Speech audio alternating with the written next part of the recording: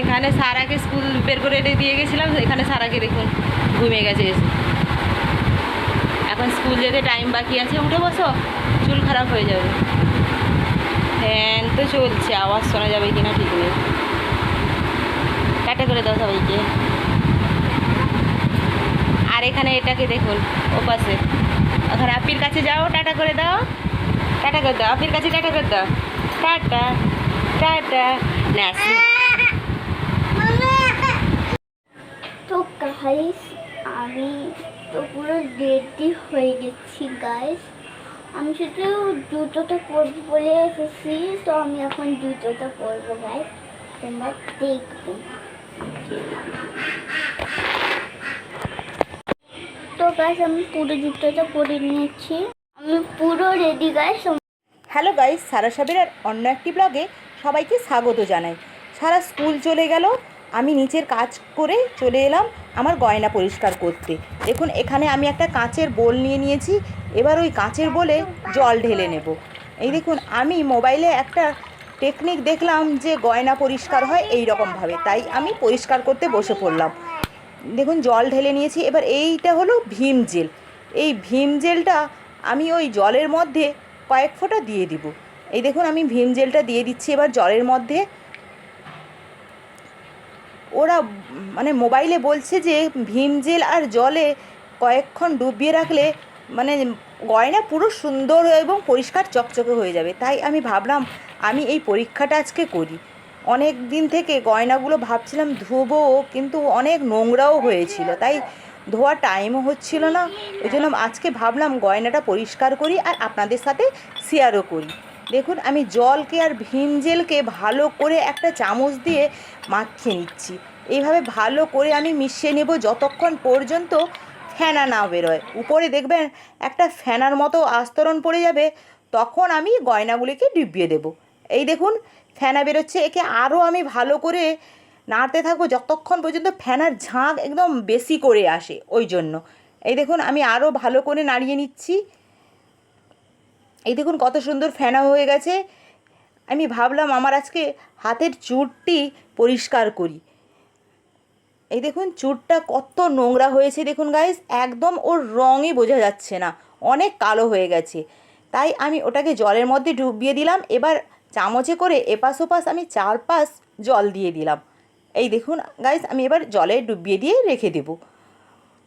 তারপর ভাবলাম জল তো অনেক আছে, আরও কিছু গয়না দিয়ে আমি ট্রাই করি।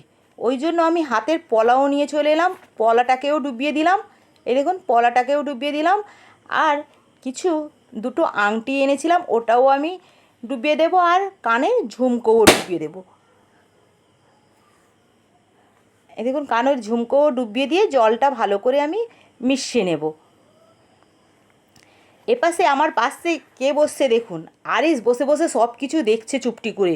ও শান্ত হয়ে বসে আছে গাইস, আদৌ ও শান্ত নয়, ও অনেক দুষ্টু বাচ্চা। কেমন করে যে চুপ করে বসে আছে কে জানে।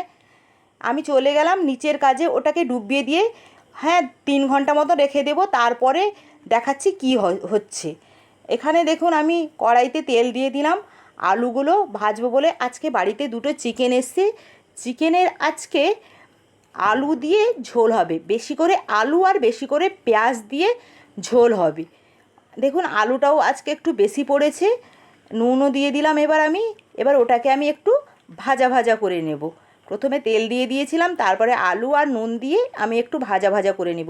এপাশে মা চিকেনগুলো কেটে নিচ্ছেন। এই দেখুন আর এই চিকেনে পালক অনেক ছিল গাইস, এই ছোট ছোট পালক, ওগুলো বাঁচতে অনেক সময় লেগে গেছে।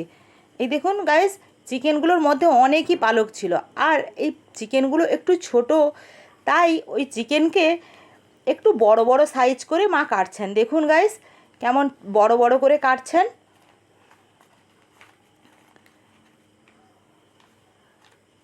এই দেখুন একটু বড় বড় সাইজের কাটলে ওগুলো খুলেও যাবে না আর খেতেও ভালো লাগবে। এই দেখুন কত বড় বড় করে কেটেছেন। আমি যে বলছিলাম এর মধ্যে অনেকই পালক ছিল, ছোট ছোট পালক ছিল, ওই জন্য আজকে কাটতেও চিকেন অনেক দেরি হয়ে গেছে। এপাশে মা মাংস কেটে নিচ্ছেন। আমি এপাশে দেখুন আমার আলু এবার ভাজা ভাজা হয়ে এসছে। এর মধ্যে আমি হলুদ গুঁড়ো দিয়ে দিলাম আর হালকা অল্প পরিমাণে লঙ্কা গুঁড়ো দিয়ে দেবো। এবার ভালো করে আমি ওটাকে নাড়িয়ে দেব। আমি প্রথম থেকে হলুদ লঙ্কা গুঁড়ো দিইনি, কারণ ওই তেল হলুদ গুঁড়ো আর লঙ্কা গুঁড়ো পুরো শুষে নিবে, দিয়ে খেতেও ভালো লাগবে না, আর একটা কালারও যে আলুর আসে ওটাও ভালো লাগে না দেখতে। শেষে দিয়েছি, কালার কি সুন্দর এসেছে দেখুন, আলুর খুব সুন্দর লাগছিল। এবার আমি চলে এলাম আরিশের ঝোল তৈরি করতে। আরিশ তো ঝাল খাবে না সবার সাথে, ওই জন্য আরিশের আমি প্রতিদিনই আলাদা রান্না করি। আরিশের মাংসের মেটে ছিল আর একটা মাংস দিয়েছিলেন একদম নরম, ওই মাংস আমি ঝোল করে নিচ্ছি।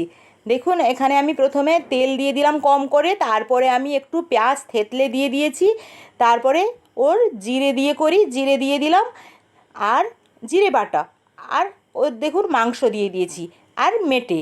মাংস একটা ছিল, এক পিস, আর মেটে ছিল। ওর আমি ঝোল বসিয়ে দিলাম। এবার একটু জল দিয়ে দিলাম, তারপরে একটু সেদ্ধ হওয়ার মতো জল দিয়ে দিলাম, একটু বেশিই জল দিয়েছি। তারপরে একটু হলুদ গুঁড়ো দিয়ে দিব। এবার ভালো করে আমি নাড়িয়ে দেব। আর আজকে একটু মাংসটাও আমি একটু ঝাল ঝাল রান্না করব। আর আরিসের ঝাল করো বাই যাই করো, ও কিন্তু সাথেও খেতে চায় না, ওর জন্য ধুয়েও দিলে ও খেতে চায় না। এই দেখুন আরিশের তরকারি হয়ে গেছে। এখানে দেখুন মাংসটাকে আমি ভালো করে ধুয়ে নিয়ে চলে এসেছি। দেখুন ভালো করে ধুয়ে নিয়ে চলে এসেছি। এখানে দেখুন আদা রসুন আর জিরে বাটা আছে, আর এখানে মা এলাচ আর ওই জয়িত্রী হয় যে জায়ফল, ওইগুলো দিয়েছেন, বলছেন ওইগুলো একটু দিয়ে দাও। এখানে আমি ওইগুলোকে একটা কুটনিতে থেতো করে নেব। এবারে একটা হাঁড়ি বসিয়ে দিয়েছি গাইস, কড়াইতে হবে না বলে আমি একটা হাঁড়ি বসিয়ে দিয়েছি। ওর মধ্যে তেল দিয়ে দিলাম। এবার বলেছিলাম না বেশি করে পেঁয়াজ আর আলু দিয়ে, দেখুন পুরো এক বাটি পেঁয়াজ দিয়েছি। এই দেখুন পুরো এক বাটি পেঁয়াজ দিয়েছি, আর এখানে স্বাদ মতো আমি নুন দিয়ে দিলাম। এবার তেজপাতা দিয়ে দিলাম।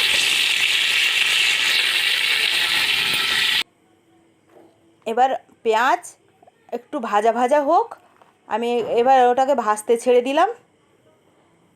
এবার ওর মধ্যে আমি হলুদ গুঁড়ো দিয়ে দিলাম, লঙ্কা গুঁড়ো দিয়ে দিলাম, আদা রসুন বাটা সব কিছু দিয়ে ভালো করে আমি মশলাটাকে কষিয়ে নিয়েছি। এবার ওর মধ্যে আমি চিকেন দিয়ে দিলাম।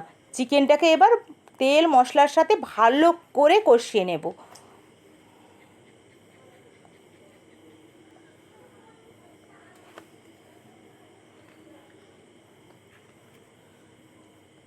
দেখুন মাংসটা কষাও হয়ে গেছে দেখুন। এবার আমি ওর মধ্যে আলু দিয়ে দেব। এবার এলাচটা দিয়ে দিলাম থেতো করে, তারপরে আমি ভালো করে আবার নাড়িয়ে দেব।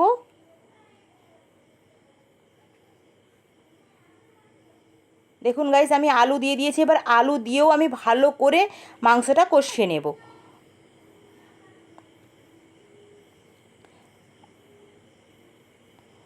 ওপাশে আমার মাংস হয়ে গেছে, তরকারি নামিয়ে দিয়েছি। এপাশে আমি একটা শুকনো কড়াইতে জিরেটা আমি রোস্ট করে নিচ্ছি। এটা জিরা ভাজা করছি না তেল দিয়ে, এটা একটু রোস্ট করে নিচ্ছি।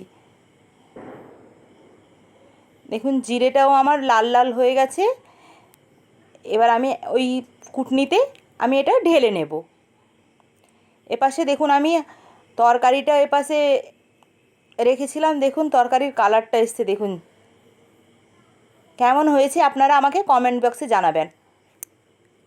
আর যদি আপনারা আমার জুয়েলারি কালেকশান দেখতে চান আমাকে কমেন্টে জানাবেন, আমি পরে কোনো ব্লগে দেখাবো। এপাশে আমি জিরেকে আমি গুঁড়ো করে নিচ্ছি।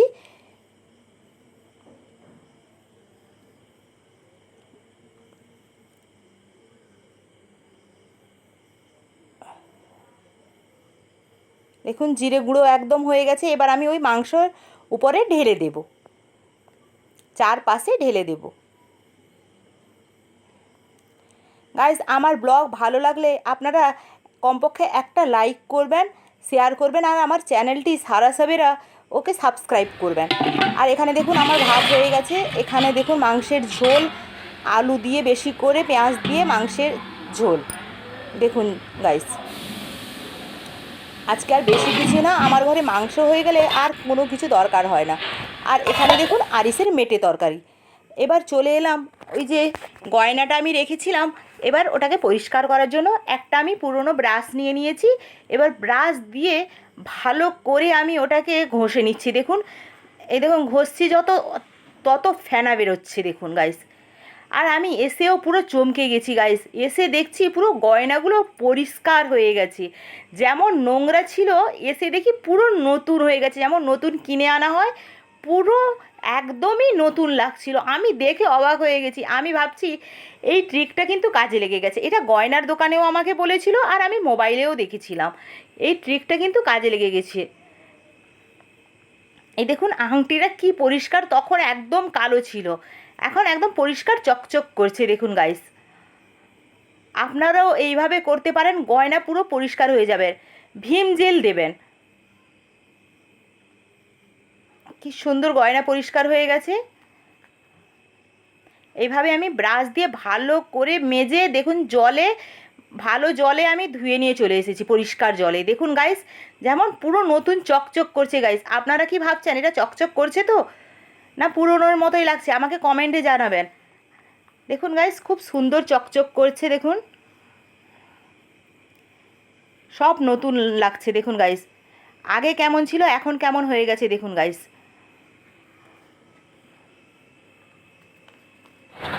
কেমন হয়েছে আপনারা জানাবেন। তারপরে আমরা স্নান করে চলে এলাম দুপুরের খেতে। এখানে এটা আরিসের পাপার এটা ভাত, আর এখানে তরকারি, শসা, লেবু, আম সব কিছু এখানে রেখে দিয়েছি। এটা সারার থালা, সারাও এখানে খেতে বসে গেছে। আর এপাশে আছে রায়তা আর থামস আপ।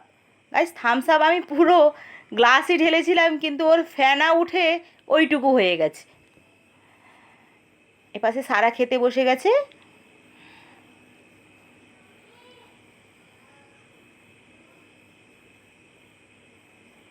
আরিস ওর পাশে বসে আছে।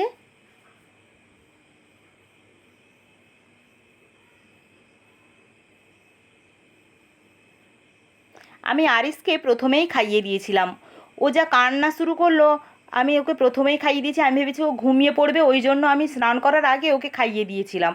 ও এখনও ঘুমায়নি, এখনও খেলছে। আর ও খাওয়ার এত ঘুম আসবে, খাওয়ার পরে ওর ঘুম ভেঙে যায়। এখানে সারা খেয়ে নিচ্ছে। আর সারার আম এত ফেভারিট, তার আম খুবই প্রিয়। এখানে আরিস দাঁড়িয়ে আছে, ওর দিদি ওকে একটু একটু খাইয়ে দিচ্ছে। দেখেছেন এপাশে বাটিও টেনে নিচ্ছে। আজকের ব্লগটি এত পর্যন্ত গাইস। আমার ব্লগ ভালো লাগলে আপনারা প্লিজ প্লিজ লাইক করবেন, শেয়ার করবেন, আর আমার চ্যানেলটিকে সাবস্ক্রাইব করবেন। আপনারা লাইক করেন না গাইস, একটা লাইক করে নেবেন। দেখা হচ্ছে নেক্সট কোনো ব্লগে। টাটা।